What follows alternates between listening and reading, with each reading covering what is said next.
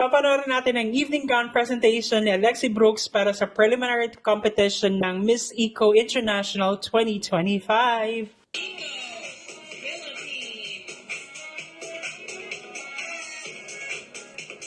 Nice.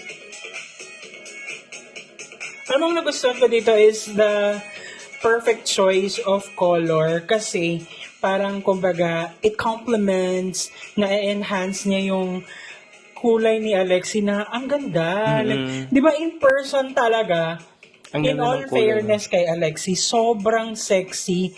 Yung pag makakita mo sa mga video, medyo malaman. Pero ang payat niya talaga sa personal. Ang gusto ko sa gown na to is yung bagay kasi talaga sa kanya yung may structure.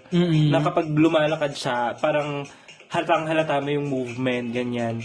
Na dalang-dala niya ng sobrang ganda, ng ayos. Para siyang goddess warrior, ganyan. Eco-warrior talaga. And I so love it na yan yung kulay na pinili. Medyo lang siya, muted. Hindi yung sobrang, alam mo yun, colorful and all that. So yun lang, ang ganda talaga ng skin niya. And yun nga kasi maraming nagsasabi na parang yung katawan niya is masculine, very masculine. Pero pag nakita mo siya, naalala mo, pag nakita mo siya in person, hindi naman. Oo. Para sa akin, siya, pang supermodel yung itsura niya.